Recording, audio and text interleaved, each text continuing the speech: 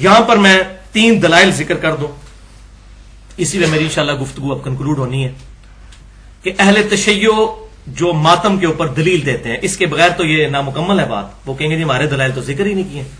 تو جب تک اس کا ذکر نہ کیا جائے، اور آپ حیران ہوں گے کہ کس طریقے سے دھوکہ بازی دی جاتی ہے علماء کی طرف سے، عوام بیچاری معصوم ہے اس معاملے میں. پہلی دلیل دیتے ہیں جناب قرآن پاک سے ماتم کی. آپ حیران ہوں گے قرآن میں ماتم کہاں سے آ گیا. یہ دیکھ سنیں آپ، سورہ الذاریات آیت نمبر 29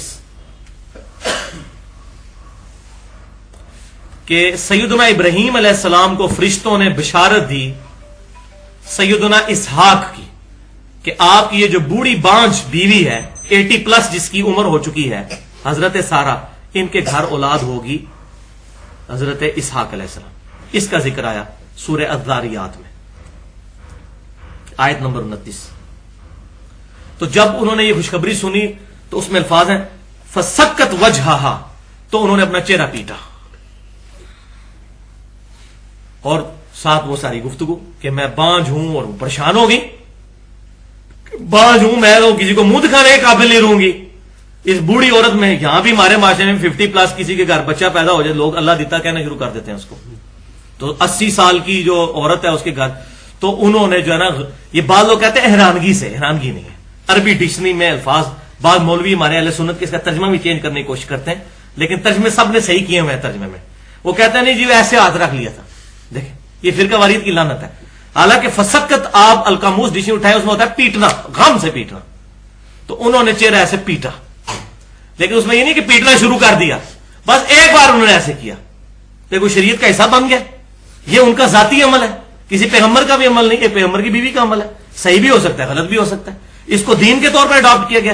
اس وقت ان کی حالت ہوئی، یہ بعض کا غم میں کسی بندے کے ساتھ ہو گیا. بعد میں کئی ایک معاملات صحابہ کے ساتھ بھی ہوئے وقتی طور پر، ان کی زبان سے کلمات نکل گئے. بعد میں جب توجہ دلائی گئی اور پھر توجہ یہاں بھی اگلی آیت نہیں پڑھتے، فرشتوں نے کہا کہ یہ آپ جو کچھ کر رہی ہیں اللہ تبارک و تعالیٰ کی طرف سے یہ بشارت ہے، ٹینشن لینے کی ضرورت نہیں ہے.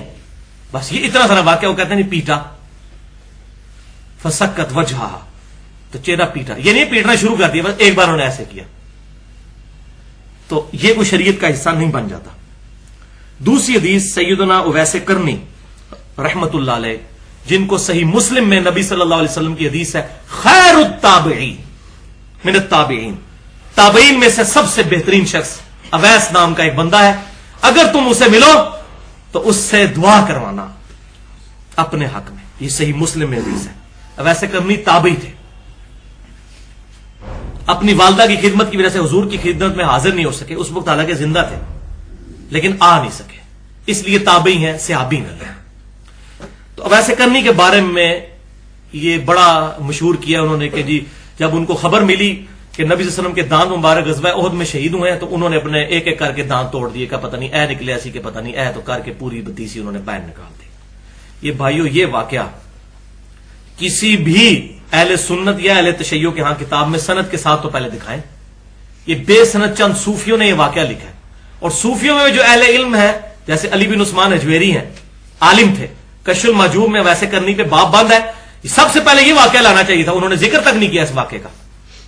تو وہ پتا ان کو بھی تھا یہ سن سنا کے سننی والی بات ہے، نہیں کیا انہوں نے ذکر. اب ایسے کرنی میں یہ والا واقعہ، یہ بالکل بے سند سن سنا کے سننی والا واقعہ ہے، پڑھ پڑھا کے نہیں. یہ سب جھوٹا واقعہ ہے. سیدنا ویسے کرنی رحمت اللہ علیہ تابعی ہیں، ہم مانتے ہیں. اور یہ وہی تابعی ہیں جو جنگ صفین میں مولا علی رضی اللہ تعالیٰ عنہ کی طرف سے حضرت معاویہ رضی اللہ تعالیٰ عنہ کے خلاف لڑتے ہوئے شہید ہوئے. حضرت علی کے پکے حامی تھے، حضرت علی کے ماننے والے تھے. جنگ صفین میں ان کی شہادت ہوئی. ہم مانتے ہیں ویسے کرنی کو، بہت نیک آدمی تھے، لیکن یہ واقعہ ان سے ثابت نہیں. لیکن پھر بھی اگر کسی کی تسلی نہ ہو تو آخری تسلی کس سے ہوتی ہے؟ پھکی سے. منطق والا جواب، علم الکلام کا، اس کے بغیر تسلی نہیں ہوتی.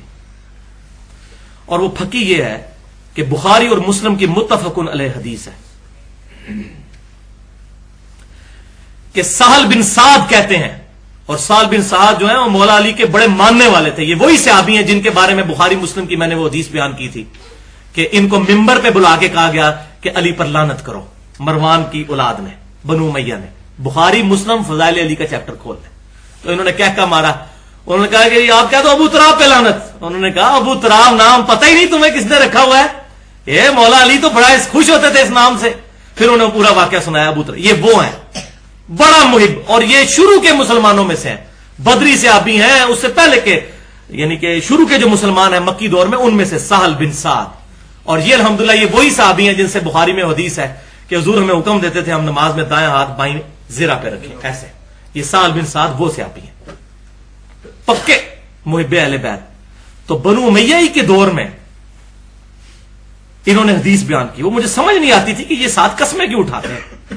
وہ تو بعد میں پتا چلا نا کہ علی کے فضائل بیان کرنا جو ہے جرم سمجھا جاتا تھا.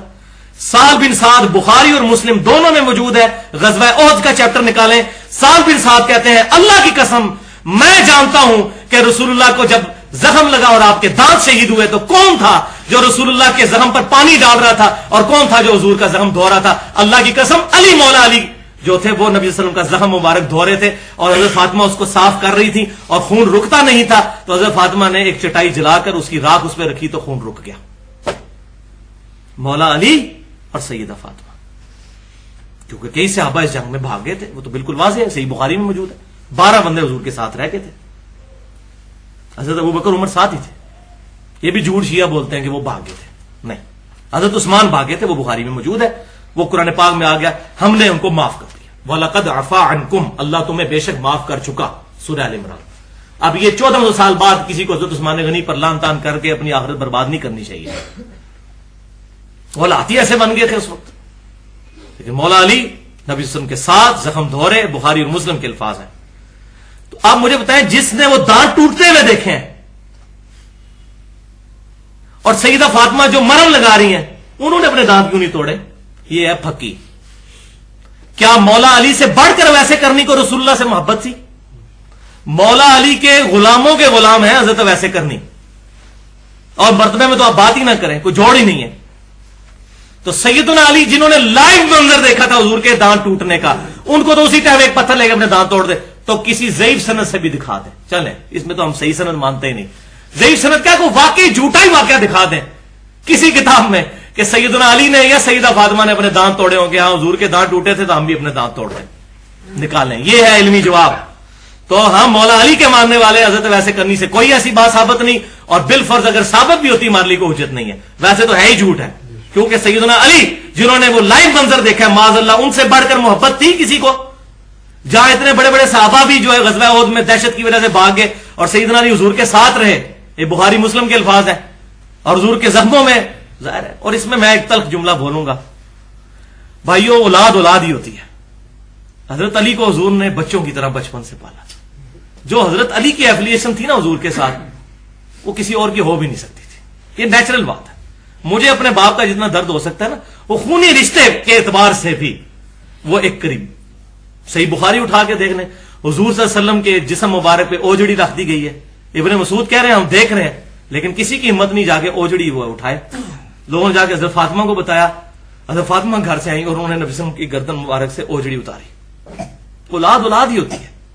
حضرت علی اور حضرت فاطمہ والا سٹیٹس کسی کا بھی نہیں ہو سکتا. اسی لیے تو حضور کہتے تھے میں اہل بیت کے معاملے میں تمہیں اللہ سے ڈراتا ہوں. صحیح مسلم انٹرنیشنل نمبرنگ کے مطابق ایمان والے چیپٹر میں 240 نمبر حدیث ہے کہ علی سے محبت نہیں رکھے گا مگر مومن, علی سے بغض نہیں رکھے گا مگر منافق. محبت علی از دا لٹمس ٹیسٹ آف ایمان. علی کا نام سن کے کسی کا چہرہ بگڑ جائے پکا منافق ہے, چاہے دیوبندی ہو, بریلوی ہو, اہل حدیث ہو. کر لے رفع دین جتنے کرنے ہیں, پگڑیاں جتنی لمبی مرضی باندھ لے, اور آمین جتنی اونچی مرضی کہہ لے, اور نعرے ربیع الاول کے موقع پہ جتنے مرضی لگا لے, پکا منافق ہے اگر علی کا نام سن کے اس کے منہ کے اوپر چہرے کے اوپر جو ہے وہ غصے کے آثار آ جاتے ہیں. ہم اہمی رونا رو رہے ہیں. حضور صلی اللہ علیہ وسلم خود بتا گئے ہیں کہ علی سے محبت نہیں رکھے گا مگر مومن, علی سے بغض نہیں رکھے گا مگر منافق. صحیح مسلم کتاب الایمان 240 نمبر حدیث. الحمدللہ. اور تیسری دلیل ان کی ہے مسند امام احمد میں سے. یہ بھائیو یہ ہمارے گلے میں پھنسی ہوئی روایت, اور یہ بھی غلام مصطفیٰ ظہیر صاحب اللہ تعالیٰ ان کو جزائے خیر دے, انہوں نے ایک ٹاپک لکھا تھا غم حسین کے نام سے السنہ رسالے میں. انہوں نے یہ روایت اس میں چھاپ دی اور ماشاءاللہ انہوں نے بڑا اچھا جواب دیا. ان کی علمی اعتبار سے میں قدر کرتا ہوں, باقی جو ان سے اختلاف ہو اپنی جگہ. تو یہ مسند امام احمد جلد 6 صفحہ 274 پر انٹرنیشنل نمبرنگ کے مطابق 26,391 نمبر روایت ہے. یہ شیعہ ذاکرین اہل سنت کے لوگوں کو گمراہ کرنے کے لیے روایت سنا رہے ہوتے ہیں کہ سب سے پہلے تو حضرت عائشہ نے ماتم کیا. حدیث صحیح ہے، وہ میں بیان بھی کر دیتا ہوں. اور وہ بیان کرتے ہیں، یہ میں نے حوالہ دے دیا یہ حدیث، کہ نبی صلی اللہ علیہ وسلم کی جب وفات ہوئی تو سیدہ عائشہ کہتی ہیں کہ حضور کا سر مبارک میری گود میں تھا، اور یہ الفاظ تو بخاری میں بھی موجود ہے. اس کے بعد کہتی ہیں میں نے آپ صلی اللہ علیہ وسلم کا سر اقدس سرہانے پر رکھا، کچھ اور عورتیں بھی آ گئیں، ان کے ساتھ میں نے بھی چہرہ اور اپنا سینہ پیٹنا شروع کر دیا، ایسے ایسے حضور کی وفات کے غم کی وجہ سے. وہ کہتے ہیں دیکھو اب عائشہ نے پیٹا ہے، حدیث بالکل صحیح ہے، یہ حدیث ضعیف نہیں ہے، حضرت عائشہ کا عمل ہے. تو پہلی بات تو یہ ہے بھائیوں کہ یہ حدیث ہی آدھی بیان کی جاتی ہے. اس حدیث میں وہ الفاظ موجود ہیں جو خود بخود سیدہ عائشہ کا رجوع اس میں ثابت کر دیں گے. وہ الفاظ کیا ہیں؟ وہ کہتی ہیں میری ناسمجھی اور کم عمری کا وبال تھا کہ جو یہ میں نے کیا. میری ناسمجھی اور کم عمری، عمر تو 18 سال ہی تھی نا، تو جذبات میں قابو، چھوٹے بچے ہوتے ہیں جیسے، جذبات میں قابو نہیں رہا، تو ان کا میری ناسمجھی تھی. ورنہ تو کہتی ہیں کہ میری ناسمجھی مطلب یہ میں نے بڑا اچھا کام کیا. تو یہ روایت نہیں بتاتے. یہاں بھی ہماری اکیڈمی میں بھی کچھ ایک شیعہ ذاکر آئے تھے آج سے 2 سال پہلے، تو روایت میں نے کہا بالکل ہے، لیکن تمہارے مولویوں نے بھی جس طرح ہمارے مولوی ہمیں آدھی حدیثیں سناتے ہیں، تمہاروں کو بھی آدھی سنائی ہوئی ہے. یہ پوری روایت پڑھو، مسند امام احمد ہمارے پاس پڑی ہوئی ہے کہ میری ناسمجھی تھی اور میری کم عمری تھی جس سے یہ کام مجھ سے سرزد ہو گیا. تو یہ تو رجوع ثابت ہو رہا ہے اس میں، یہ تو ہماری دلیل ہے.